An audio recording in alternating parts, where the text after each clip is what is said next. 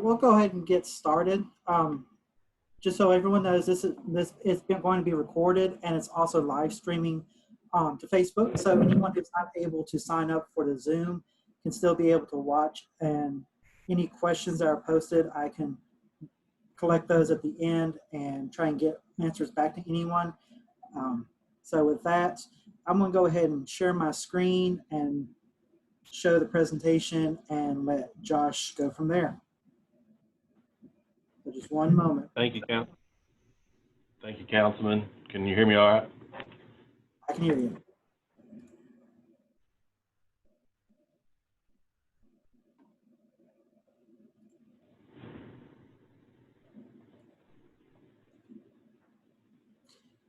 All right, the floor is yours. All right, I appreciate it. Thank you very much, and I appreciate everybody taking the time to be here. Again, if you were not at our last meeting that we had, seems like forever ago, because it kind of was. I guess it was before COVID. I appreciate you being here, and certainly welcome all questions and concerns and thoughts you may have. My name is Josh Stites. I had the pleasure of serving as the council representative for this district from 2011 to 2015. This property was one that that I had been talking to the sellers of for the last year or so. I have never developed a land before. That's probably not a strong way to start, but just candidly, this is who I am. So I work with my dad. We have a construction company in Cookeville, and this is my presentation on this Elm Hill Pike property. Hopefully you've seen these slides already and have questions, and happy to answer those best we can here. All right. The property that we're talking about is technically two tax parcels. So it is the parcel that is furthest north, or at the north, the up part of this that's highlighted is a smaller, about a 1 acre parcel, and it's all being sold by the same seller. And so this is the parcel that is subject to my requested proposed zoning. The existing zoning is R10, which with cluster zoning allows for, again, this is as it has been described to me, is allowed for 23 units by right. So anybody can come in and build on the land as it lays today, 23 units by filing a, I think it's called a conceptual design or conceptual plan that is filed with the Planning Commission. What I am asking, what I've proposed to you guys is that this be a SP. An SP is a specific plan that is passed by the council that receives input from the community to clarify specifically what can go into a given parcel. So I think in the past, I was told that there was 140 units that were proposed for this lot and the one just to the north that another gentleman has. And I understand there was a lot of concern among the community that 140 units were too many for that lot. When we met several months ago, I had asked for 43 units, a rezoning to 43, And after hearing feedback from that meeting and conversation with the councilman, what we're asking tonight is 38 units. That would consist of 30 townhomes and 8 detached single-family houses. And there's a, I can send out, if it hasn't been received, the kind of a proposed plat of what I envision that looking like. So just a quick background on SP zoning. It just very plainly allows the community to meet the goals and objectives of Nashville Next and still be sensitive to neighborhood surroundings. So some examples are the parking lots that the airport built right down the road on Elm Hill. Actually, the Child Care USA, which is borders this on 2 sides. When they developed that, it would have been like 2000, maybe 2002, something like that. That was secured as a SP, and so legally that building can never be anything but a daycare center, because that's what was in that SP. In order to change it, you'd have to go back through the entire zoning process, which is what we're doing tonight. The boat storage down Bell Road is an SP, and then 2879 Elm Hill Pike, which is was a like a CPA office. It's a house right next to the Buchanan Log Home. That was an SP passed as well. So this is the plat that I was referring to. Shows some cluster of townhomes and then 8 single-family residences in the back. You'll notice in the bottom left or southwest corner is a public space, or a pocket park, if you will. That would be deeded to the community and for use by the community. So this also would allow a large portion of the land on the east side of this parcel to remain undeveloped, and it would essentially be green space in perpetuity, because it is not to do what I'm requesting to do some more cluster zoning, so everything is a little bit closer together. It makes, frankly, the development cost less, but it also preserves green space. And so there's a history of cluster zoning in America, and that was what originally prompted cluster zoning, was that municipalities realized that they could offer cluster zoning and thereby give a landowner the right to build more units while retaining more green space, and there's lots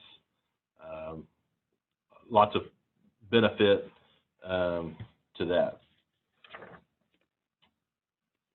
So the proposed zoning that I'm requesting and putting forth to you tonight, as I said, it's 30 townhomes, 8 single-family homes, includes a public park space, this additional green space that would be unutilized land to the east, and then sidewalks along Elm Hill that would connect to the park entrance.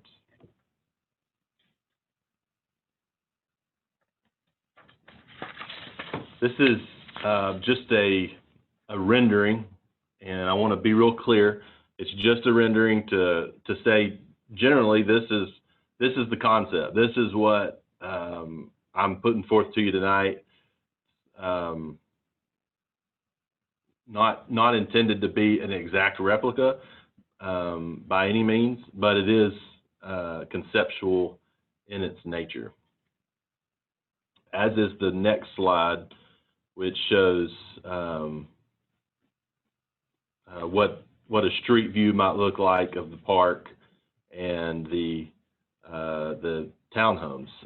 So the beauty of the SP is that if the neighborhood says, you know, we really don't want tall skinnies. We don't want, you know, you pick it. We don't want pink garage doors or something. The SP can be as specific as needed to be to meet the community desires.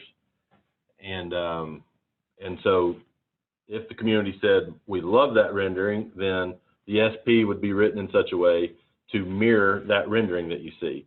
If the neighborhood said, we hate that, we want something different, then we figure out what it is the neighborhood wants and would work the SP to essentially protect the neighborhood, to make sure that what is discussed in meetings like this, community meetings, is what actually gets passed by the council and is what is enforced by the planning department.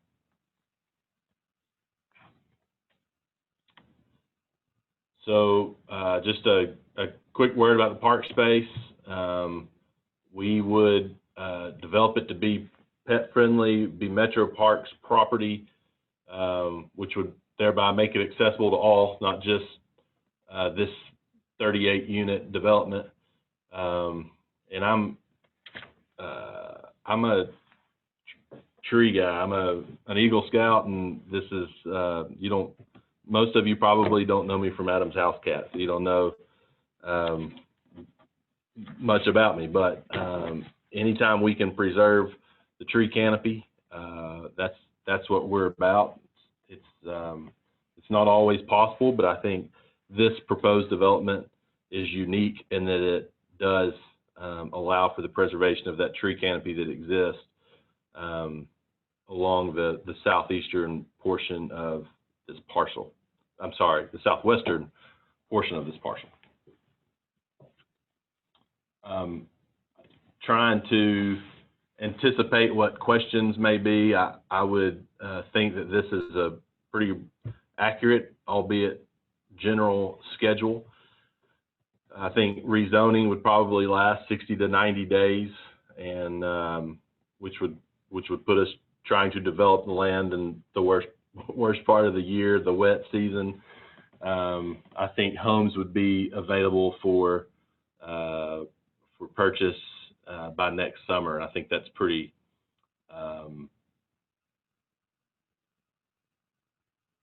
reasonable. It also, and I think it is worth commenting that I believe, and the councilman can correct me if he knows otherwise, but I believe this is the first residential development in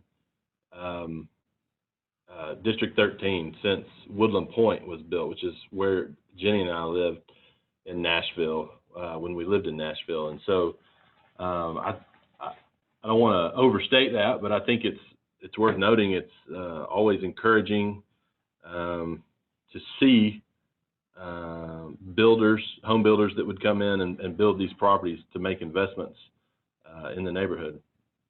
I also think it's worth noting that in the current difficult budget season that Metro finds itself, that property that currently yields a little over $1,000 a year would bring in 100-fold. And of course, that's not reason enough to do the deal by no means, but I think it is worth noting in an environment where taxes are having to be raised and budgets are still incredibly difficult to meet, that it is developments like these that help towards that end.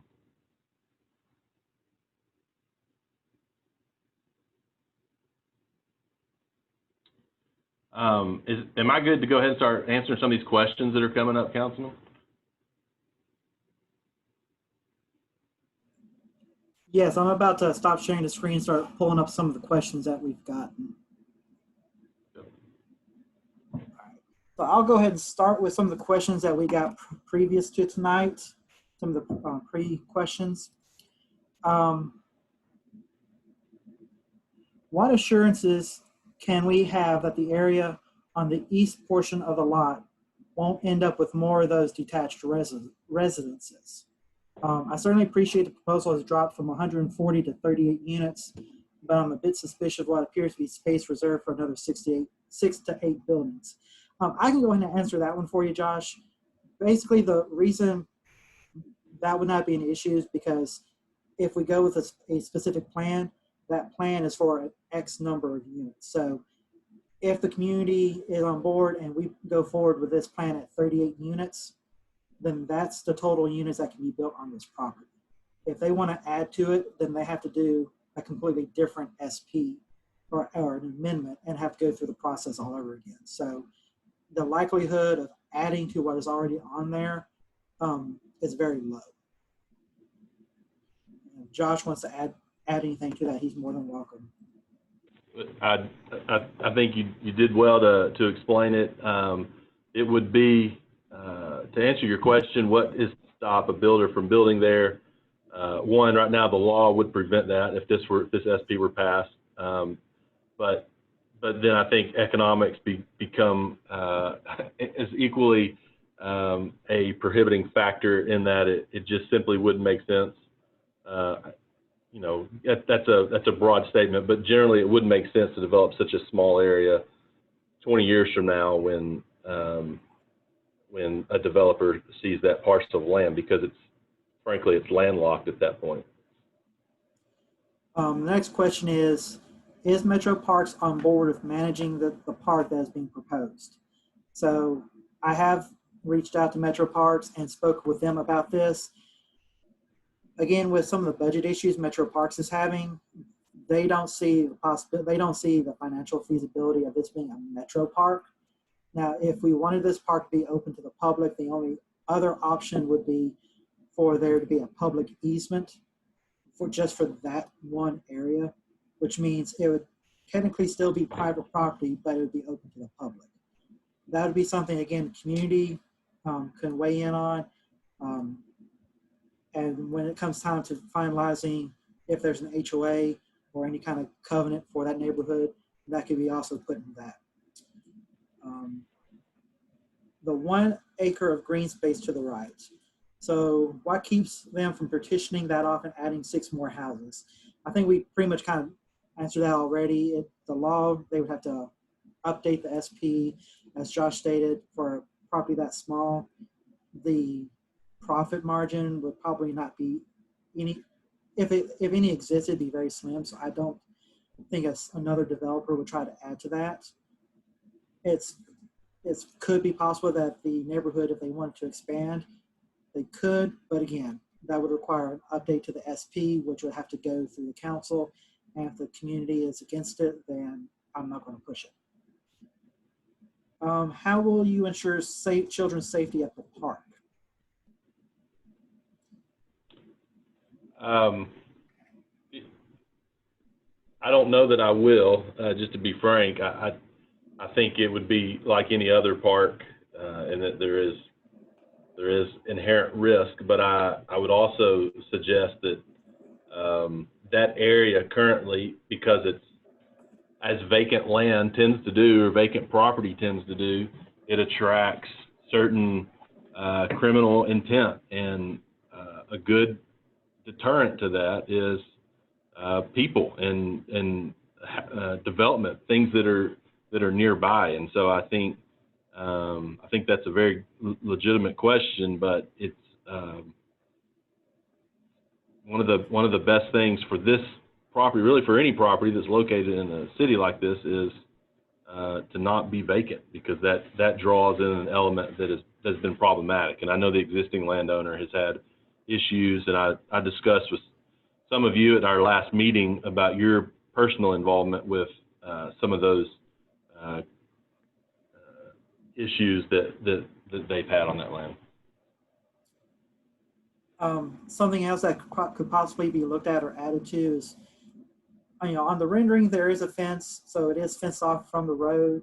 But as far as nighttime activities, maybe either motion activated lights or some type of lighting there on the Elm Hill side of the park to keep it lit. And we all know well-lit areas tend to be low crime areas, because crime doesn't like to be in the light, as it were. Yep. So building materials and/or style needs to be set out in the SP. Again, that was kind of mentioned during the presentation. The whole purpose of the SP is for the community to say, well, we don't want vinyl siding on these houses.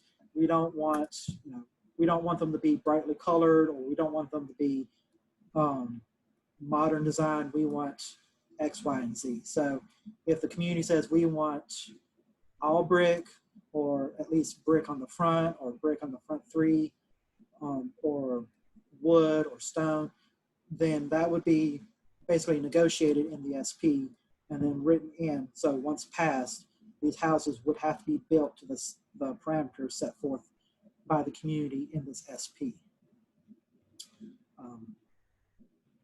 And Josh, your knowledge from your days on the council, that's pretty much correct, right?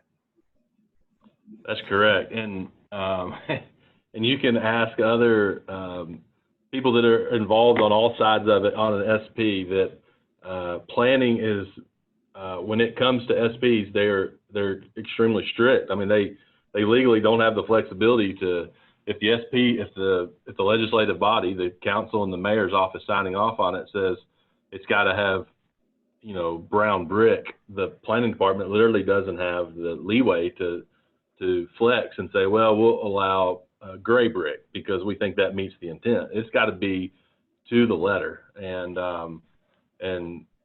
it causes issues from time to time, but it causes issues for the builders, but it adheres to the desires and the wishes of the community. The last pre-submitted question was about traffic studies and the overall estimated increase in traffic and addressing the left turns. To my knowledge, a traffic study would have to be conducted as part of this planning, and if they determine that steps need to be taken, then that has to be written in. But I do appreciate them bringing up the issue of the left turns.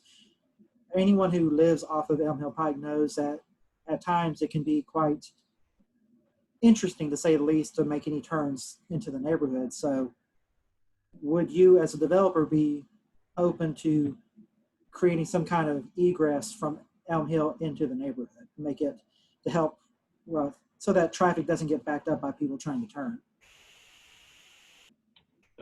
Yes, absolutely. I will say a couple of comments. One about the traffic study. I think Metro would, as the councilman pointed out, I think Metro would require that. I spoke with a traffic engineer. It's been 6 months or more, just kind of high level. How does this process work out? And they, as a rule of thumb, they look at the number of units times 1.5. And that's what they count as the number of trips. And so 38 times 1.5 would be something like 56 or something, 57 maybe. And so their report, somewhere along those lines, that 56 number, their report would say that this development would drive traffic up 56 average vehicle cars a day, or whatever that language is they used. We had talked previously about, at our last meeting, about potentially putting in a turn-in shoulder, excuse me, off of Elm Hill, so that those that are traveling west or traveling towards downtown would have a shoulder to pull onto, so that, cars that are coming fast down Elm Hill aren't rear-ending people turning into the development. And I'm not, this is not my area of expertise, but I don't know why that wouldn't work. I don't know why a traffic study wouldn't say that's a good idea. I'm going to some of the questions we got in the chat. Green space equals deed or plan restriction. So if I understand that, they're wanting to know, with that green space, are there any restrictions onto what can be done on it? So I think that's a good question. I don't quite know the answer to it, though. I do know in a previous life I worked with what was then the Tennessee Parks and Greenways Foundation. It's now called 10 Green. And what they do basically is they take easements, conservation easements, and place them on parcels of land. I don't know that we could get an organization like that to manage, because you got to have somebody to manage the easement to make sure that that the will of the easement is is being lived up to, and so I'm kind of saying I don't know, but also I'll check into it and see. I think they have a minimum acreage standard that they require, but there may be some group out there that would certainly take this on, and that would certainly be something that I'd be delighted to do. And on my end, I can also reach out to the planning and get more clarification on that and follow up with the individuals and maybe post it to Facebook as well. Do you anticipate any blasting as part of the construction? I do not anticipate any blasting at all. It's a pretty attractive parcel of land in the terms of how it lays, and so there's really nothing to blast. I mean, there's very little dirt work at all that would take place. Is the McQuarrie Creek SP Business Park still in play? Yes or no? I believe that it is. Last I looked, and it's been a while, it still was, but that was before my time on the council. I didn't have anything to do with it, but I think that it is. Of course, that's across the interstate. I can get clarification from planning on that one and maybe loop in that council member as well. Okay. Are you opposed to brick construction? Absolutely not. In fact, I would expect that's exactly what they would be, even if the SP didn't require it. There are certain aspects of a home, like on dormers and above entryways, that brick becomes problematic because it's heavy. But no, I would anticipate they would be, as the councilman pointed out, probably at a minimum 3-sided brick, maybe brick with a stone integration in there into the entryway. So no, brick is great. And how big are your attached homes? Are those intended to be double garages? So I would anticipate that the single family residences would be a 2-car garage. To answer your question, truthfully, I don't know exactly the size that they would be, but they would probably be a 3-bedroom with a bonus room, and frankly, that's something that could be written into the SP, that they, I don't know if your concern is that they're too small or that they're too large, but you could require that these be a 3 plus a bonus, or no bigger than a 4-bedroom or something like that. That kind of prohibitions can be written into this. I know this far out it may be hard for you to determine, especially since there's no hard plans, but do you have a price point that you're expecting or that you're shooting for with the townhomes and the single family? When I have talked to, I've talked to a lot of home builders, and I think they all expect them to be on the low end, the low 300s. I mean, anymore, and this was before our last meeting, I was looking for new home construction in Davidson County, and I couldn't find one that was less than $350,000. That was a while ago, and for anybody who happens to be in construction or do anything with that, the price of lumber in the last month has literally, in some cases, quadrupled. So 2x4s are about 200% more than what they were. OSB, that you might see used on flooring or the sides of walls as the base layer, those have seen a 400% increase, and so that's happened pretty quickly in the last month. And so I think we have not yet seen the full extent of how that's going to affect home prices. But we know how it will affect them. It'll drive them up. But to the to the extent that they're driven up, we don't know that answer yet. And hopefully, if this is all a side effect of COVID, and in the next 3 to 6 months, all that settles out and prices return to, normal. But right now, lumber costs especially are just astronomical. I have never seen price increases at this rate ever.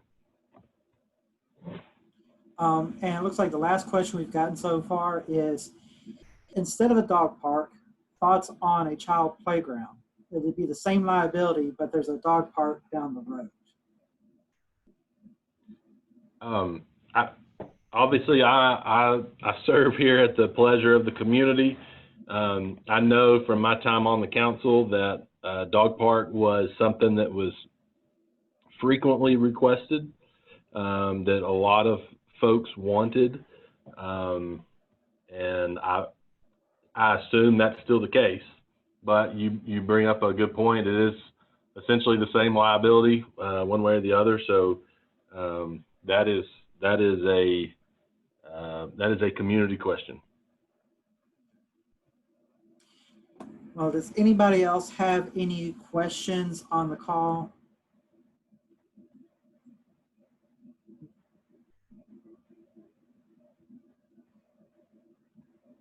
Okay, I'm not seeing any new ones. So because of these strange circumstances we're in with COVID, and the fact that this has to be virtual, and not everybody who has a stake in this is either able to watch this or is able to log on and make the time.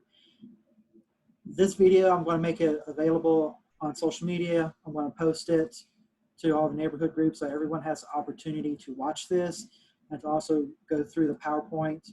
And I'm going to ask if anybody has any questions, concerns, ideas, please let me know.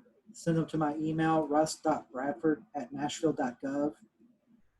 As of right now, there's no bill put before council, so we really don't have a time frame yet.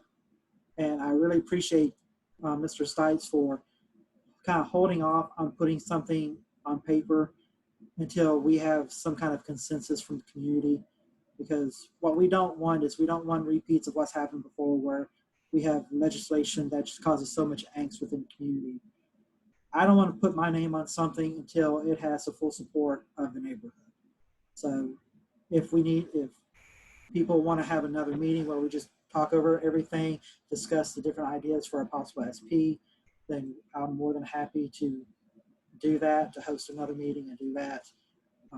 But again, any questions, concerns, ideas, please don't hesitate to reach out to me.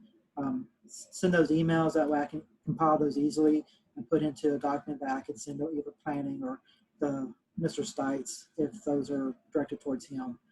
But with all that being said, I just want to thank everybody for joining tonight. Thank you, Mr. Stites, for agreeing to kind of sit down and talk with us, explain more of your vision, and definitely appreciate that you've heard some of the concerns from the last meeting and you've tailored your newest proposal to try and address some of those concerns. Definitely appreciate that, and I know the community appreciates the opportunity to be heard with that as well. So with no more questions coming in, again, thank you everybody, and I hope y'all have a great evening and stay safe out there. Thank you.